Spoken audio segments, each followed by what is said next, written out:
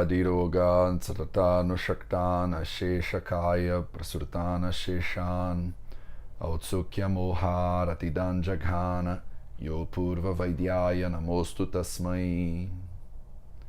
Sejam bem-vindos a mais um vídeo da série Vida Veda nos Samhitas, no canal do Vida Veda no YouTube. Meu nome é Matheus.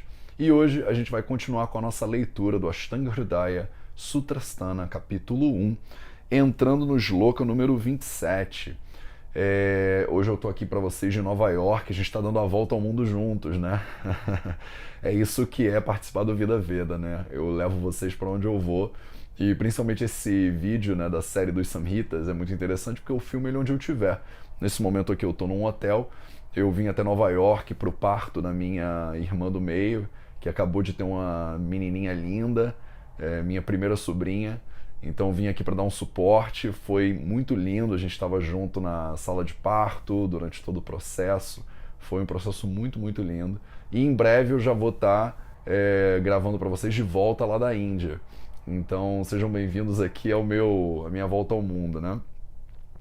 Bom, vamos começar a leitura hoje, e hoje a gente vai começar uma sequência de alguns episódios, talvez uns 4 vídeos, mudando um pouco de assunto, né? No último encontro a gente falou um pouco sobre as doenças da mente, a gente falou um pouco sobre os doshas da mente, os doshas do corpo e os tratamentos, né? Os melhores tratamentos, tanto para os doshas da mente quanto para os doshas do corpo.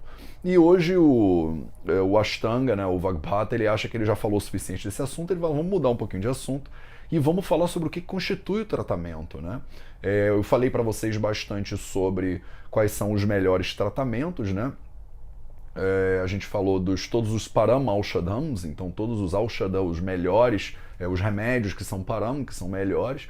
E hoje ele vai, provavelmente o discípulo nesse momento pergunta para o guru, fala: olha guru, você já me falou aí qual é o melhor shodhana para pita, você já me falou aí qual é o melhor shamana para vata, você já me falou aí mais ou menos como controlar rajas e tamas, os doshas da mente, mas o tratamento em si, né? Quais são os elementos desse tratamento, né? A gente não sabe ainda muito bem, a gente trata... As pessoas muitas vezes me perguntam: Matheus, a Ayurveda trata como, né? Trata com alimentação, trata com ervas, trata com terapias, né? E essa pergunta ela é muito recorrente, ela é muito comum, eu respondo isso sempre, porque as pessoas ficam nessa dificuldade, né? Tipo, olha, eu entendo que é um sistema de medicina diferente, mas eu não sei o que ele faz. É o que? É pagelança? Vai ser sauna xamânica? É ayahuasca? É o que vocês usam nesse negócio? É puja, né? Tem que Ganesha? O que a gente vai fazer, né?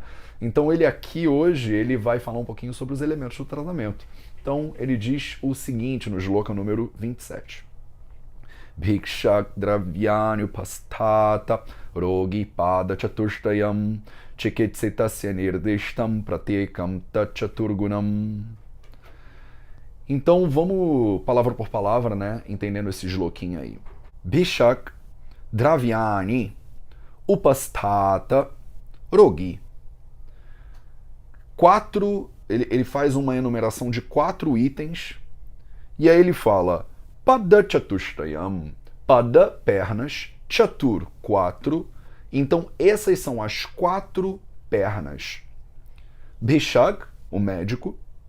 Dravyani, então os dravyas, as substâncias. No caso aqui a gente está falando especificamente dos remédios possíveis, né, dos medicamentos possíveis para uso. Ele usa o plural aqui, dravyani, então isso é o plural da palavra dravya.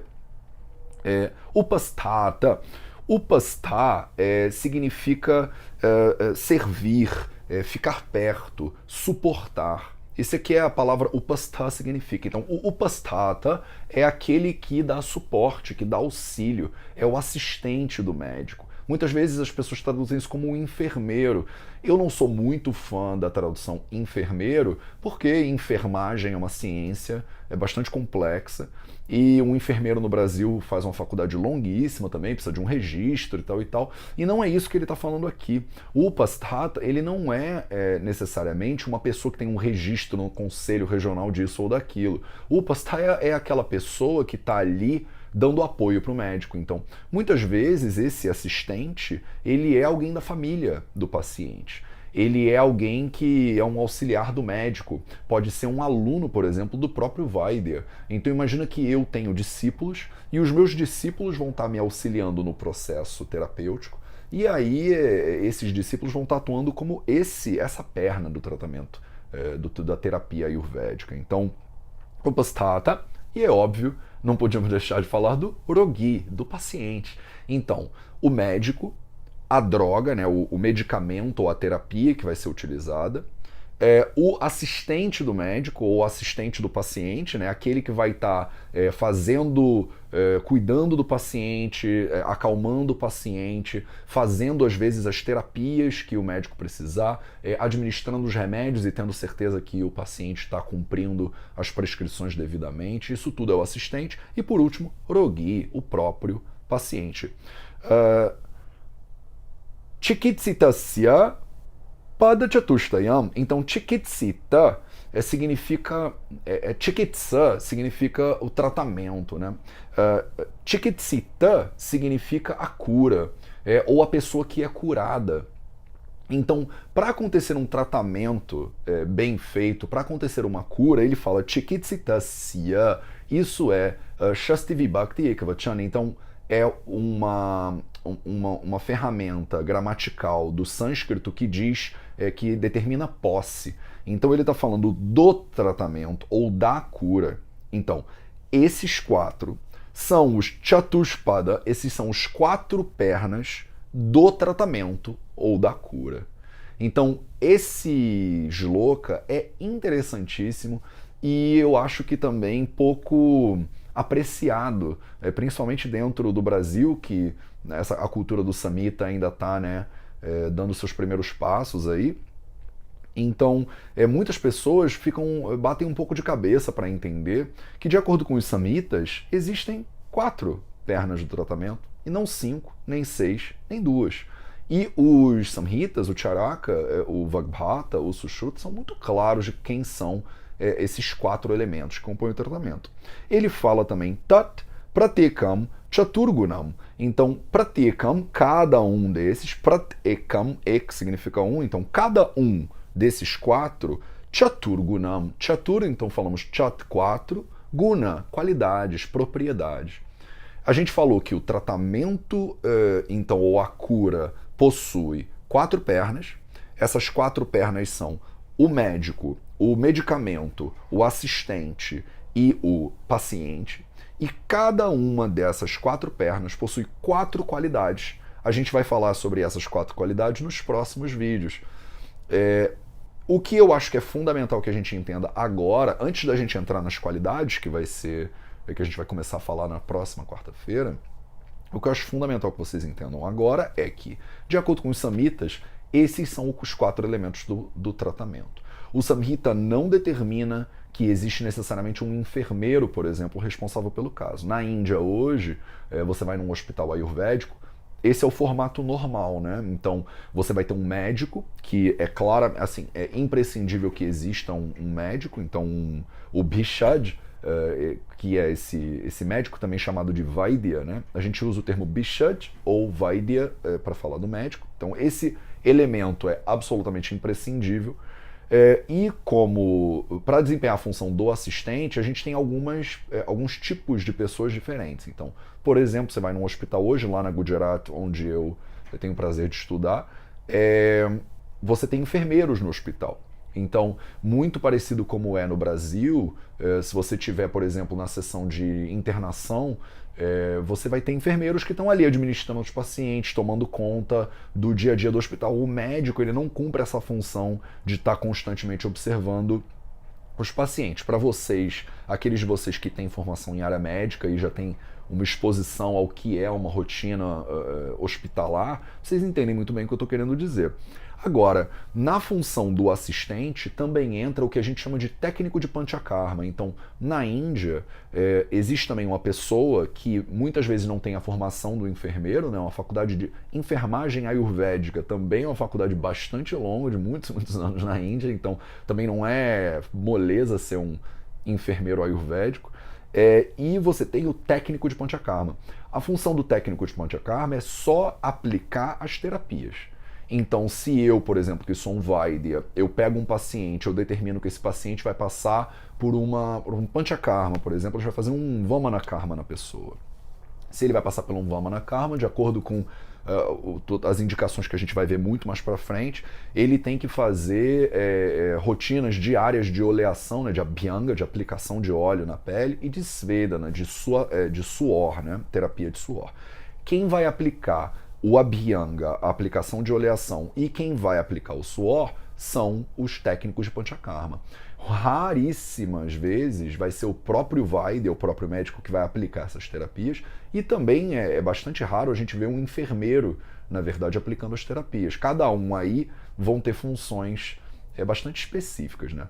O técnico de Panchakarma, normalmente, ele é formado pelo próprio Vaidya, e normalmente é uma preparação bastante simples, ao longo de uns 6 meses, que para o que a gente tem de formação no Brasil seria até uma formação bastante extensa, né? Então imagina você fazer 6 meses todos os dias, 8 horas por dia de trabalho no hospital de forma bastante intensa, e eu que sou médico, eu vou preparar essa pessoa só para aplicar as terapias do jeito que eu gosto, que eu quero que elas sejam aplicadas. Muitas vezes não vai ser o mesmo técnico de Panchakarma que vai assumir todas as terapias, inclusive. Então tem alguns técnicos de Panchakarma que fazem só Basti, tem alguns técnicos de Panchakarma que fazem só Abhyanga, aplicação de óleo na pele. Então tem especialidades assim dentro desse papel técnico. É muito raro que um mesmo técnico de Panchakarma faça todos os karmas e todas as terapias, porque isso exige um tempo de formação muito complexo e isso demanda muito tempo, muita energia, né? Uma coisa que é interessante, que vocês percebam e que fique bem claro, é que o diretor, né, o guia do processo terapêutico é o médico, né? Então, nem o enfermeiro e nem o técnico de Panchakarma, eles têm nenhum poder de interferir na terapia. Então, nunca um enfermeiro pode decidir que ele vai suspender o remédio que o Vaidya mandou e aplicar um outro remédio. Nunca um técnico de Panchakarma, por exemplo, o médico passou um determinado óleo para o Abhyanga e o técnico de Panchakarma ele decide que não, que ele acha que o paciente está com a pele um pouco mais assim ou assado, ou com um dosha tal agravado, então não vou usar esse óleo, não vou usar aquele outro óleo. Isso é absolutamente impensável dentro da nossa tradição. Então, quem guia o processo aqui é o Vaidya. Então, o assistente, que pode nem ser um técnico Panchakarma ou um enfermeiro, pode ser um membro da família do paciente, por exemplo. Isso acontecia mais, talvez, antigamente, e aconteceria em lugares mais rudimentares, mas, por exemplo, se eu não tenho alguém que me auxilie, e você que é meu paciente vem para o tratamento com a sua irmã, eu posso ensinar a sua irmã ali na hora a aplicar um Nasya, por exemplo, de uma determinada maneira, se não houver outra maneira de realizar essa terapia. Então, até esse recurso, Vaidya pode utilizar, mas é muito importante que tenha, sim, alguém participando do tratamento e dando suporte. A gente vai ver as qualidades dessa pessoa, desse atendente, num shlokinha, num vídeo mais pra frente, mas é muito importante que tenha alguém dando suporte para o paciente. E é isso que eu espero que fique claro. Percebe como aqui não existe com muita clareza uma determinação do que seria um terapeuta, que no nosso país, no Brasil, e eu não sei muito bem como é hoje em dia em Portugal, mas no Brasil é muito comum a figura do terapeuta ayurvédico, né? Muitos de vocês que são meus alunos aqui no canal do YouTube, ou que são meus alunos até nos cursos que eu dou aí no Brasil, em outros países, vocês são formados têm uma formação em terapia ayurvédica, né? E você vê que não fica muito claro aqui pra gente, no Samhita, o que seria esse terapeuta. Eu já tive muitas conversas com meu querido amigo Eric Schultz, com a Laura Pires, que também é muito minha amiga, sobre como é que a gente encaixa aqui, né? E isso está sendo um processo muito interessante que está se desdobrando naturalmente aí no Brasil e que vai passar pela regulamentação do Ayurveda e essa parte de legislação, e eu estou muito curioso, interessado vendo isso se desenrolar. Como no Brasil a gente vai conseguir inserir o terapeuta em uma dessas 4 pernas. Vocês vão ver que para a pessoa estar incluída na categoria de Vaidya, a gente vai ver pré-requisitos no próximo vídeo, o que se espera, o que se exige dessa pessoa. Então, se por acaso o terapeuta ele se inclui dentro dessa categoria de Vaidya, ele tem os pré-requisitos, o conhecimento necessário e etc. para desempenhar essa função, então ele entraria dentro da função de Vaidya. Então ele é o diretor do processo de tratamento. Ele é capaz de pegar um paciente, diagnosticar esse paciente, tratar o paciente e dar suporte para o paciente ao longo do processo. Se ele não tem a capacidade de pegar o paciente, diagnosticar, tratar e suportar esse tratamento inteiro, talvez ele entre mais dentro dessa aba aqui de assistente. Então, talvez ele tenha o preparo suficiente para atuar como um enfermeiro dentro desse processo. Talvez ele tenha o preparo suficiente para atuar como técnico de panchakarma dentro desse processo. Talvez ele só tenha conhecimento suficiente para atuar como suporte para o paciente, mas não atuando de forma terapêutica. Então, eu espero que para vocês esse shloka mostre que logo no primeiro capítulo, no shloka 27, a gente tinha já essa preocupação, né, de deixar bem claro quais são as pernas do tratamento ayurvédico, quais são esses elementos, e para não ter nenhuma confusão entre as funções desempenhadas aí dentro desse processo, e vai ficar bem claro para a gente o papel de cada um desses quatro. Eu espero, até gostaria de saber a opinião de vocês, né, sobre vocês que são terapeutas e que já trabalham com o Ayurveda no Brasil, o que vocês acham que de repente o terapeuta deveria ser? Ou se dentro desse modelo de 4 pernas, se vocês acham que daria para encaixar aqui essa função ou não. Bota a opinião de vocês aí nos comentários, eu acharia bem interessante saber o que vocês estão pensando em relação a isso e como vocês acham que isso vai se desenrolar no Brasil. Até legal para que vocês conversem entre si. Bom, esse era o shloka que eu queria discutir um pouquinho com vocês hoje. A gente vai entrar em muito detalhe, os próximos 4 vídeos vão ser só analisando cada um dessas 4 pernas. A gente se vê na próxima quarta-feira para mais um vídeo dessa série Vida Veda nos Samhitas. Muito obrigado pela sua presença e até a próxima.